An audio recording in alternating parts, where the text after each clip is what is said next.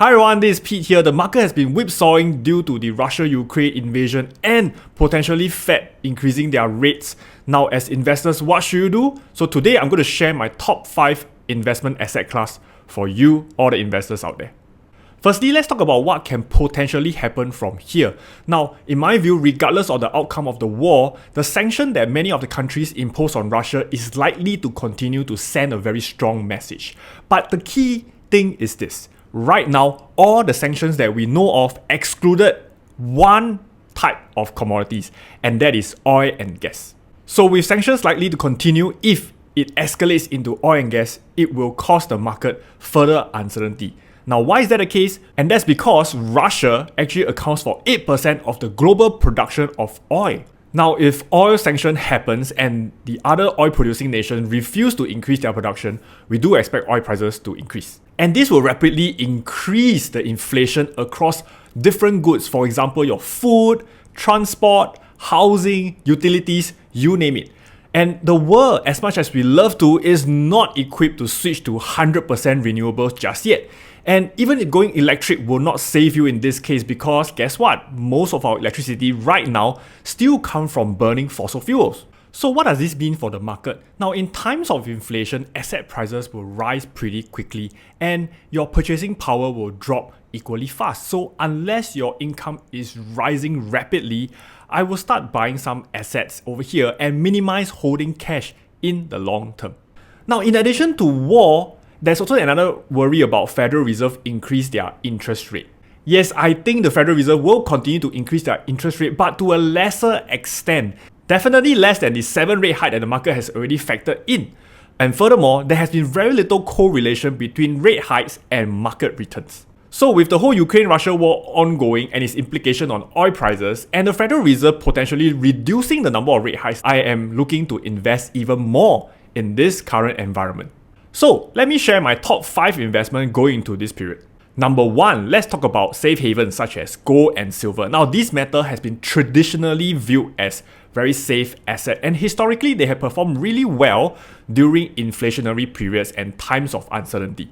Next, I want to invest in the world, and I believe a world that we are going into, we're going to have more and more production. So I'm investing in the most used metal in the world right now, and that is copper. Now, copper is in everything that you use in your life. And with inflation running hot, copper prices actually has been performing really well. Now, a good way to invest in copper is actually in the copper producers through an ETF such as COPX, where it includes most of the major copper producers. Next, with inflation coming, I want to invest in something that is really limited, and no, it's not just gold bar, but real estate. Now, land is perhaps the hardest asset we know, limited in supply and cash flow producing. So if inflation happens, rent is likely going to go up, followed by home prices, and on top of that, you get a roof over your head. Next, of course, I can't miss out on Bitcoin and Ethereum. Now, this is an alternative towards traditional markets. Just look at Ukraine and Russia, where public has no access to their money from the banks.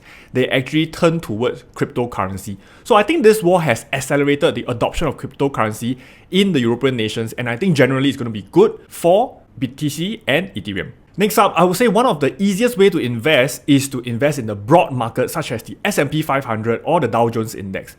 Now, inflation will bring about higher prices, and therefore earnings from all these companies will rise as well. Now, look at S&P 500 earnings increase over time. And this is perhaps one of the easiest ways to invest in the stock market even without prior knowledge, because you are not picking an individual stock, you are just investing in the whole market.